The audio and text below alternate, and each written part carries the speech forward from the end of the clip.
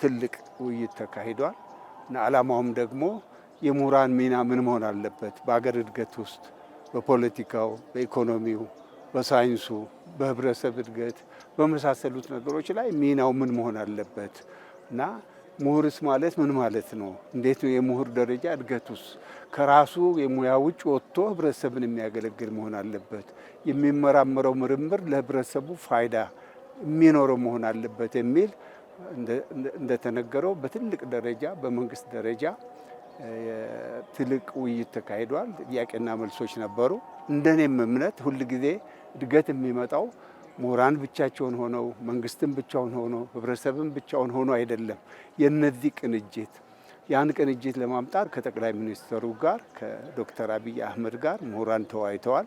እሳቸውም የራሳቸውን አመለካከት ስለ ምሁርና ምሁር ሚናው ምን መሆን አለበት፣ የምሁር ደረጃ ምንድን ነው፣ ማን ነው ምሁር የሚለውን ገለጻ ካደረጉ በኋላ ጥያቄና መልሶች ነበሩ። እነዛ ጥያቄና መልሶች ደግሞ እንዴት ነው ምሁር ከግቢያቸው ወጥተው ህብረተሰቡ ጋር እንዴት ነው ከመንግስት ጋር እንዴት ነው የሚገናኙትና ውይይት ሁል ጊዜ መነሻው ነው።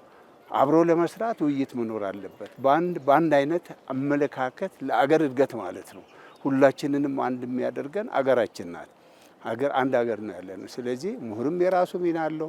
ሰውን በማሰልጠን መመራመር ብቻ ሳይሆን የተመራመረውም ነገር መሬት እንዲደርስ ለሚመለከተው ክፍል እንዲሄድ ከመንግስት ጋር የግድ መስራት ያስፈልጋልና ያደጉ ሀገሮችን ብናይ መንግስት፣ ህዝብ፣ ምሁራን፣ ሌሎችም የሲቪክ ሶሳይቲዎች አንድ ላይ ሲሰሩ ነው ለውጥ የሚመጣው እና ተቀራርበን መንግስትም አንድ እርምጃ ወደፊት መጥቶ ምሁራንም እንደዚሁ ሌሎችም የህብረተሰብ አካል አንድ ላይ ተገናኝተው በአንድ ሀገር አንድ አይነት አስተሳሰብ ይኖር አይደለም። የሀሳብ ልዩነት ሊኖር ይችላል። ግን በዛ ሀሳብ ልዩነት እሱን ይዞ አገራችንን በሚመለከት ግን አንድ መሆን ያለብን ይመስለኛል። በተለይ ኢኖቬሽን ሲጨመርበት የአገር ለውጥ ማምጣት ይችላሉ።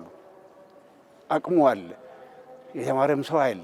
ግን በተበጣጠሰ መልኩ አይደለም። ያለንን ሁኔታ አሰባስበን በተለያየ ዘርፍ ምን አይነት ምሁራን አሉን፣ እነዚህን አሰባስቦ ለጋራ ዓላማ፣ ለጋራ አቋም፣ ለሀገር እድገት አንድ ላይ አምጥቶ በአንድ ላይ የሚሄድ ጉዳይ ነው እንጂ የገንዘብ እጥረት አይደለም፣ የተማረ ሰው ኃይል እጥረት አይደለም፣ የእውቀት እጥረት አይደለም። እንደውም አገር በቀል እውቀቶች ሁሉ ብዙ አሉን። እነዚህ አይደሉም፣ ስለተበታተንን ብቻ ነው። ሁሉም በየፊናው ስለተበታተነና የተበጣጠሰ አቅም አንድ ላይ ካሰባሰብ ነው በጋራ ወደፊት መሄድ ይቻላል እና የሀገራችንን እድገት ማየት ሁላችንም እንፈልጋለን እና ምሁሩም ደግሞ ምሁር የሚያሰኘው ይህን ሰው ራሱን ሰው የሚያሰኘው ከራሱ አልፎ ለሌላው ማሰብ ሲችል ነው። ያ ነው ሰው ለኔ አይደለም ምሁር።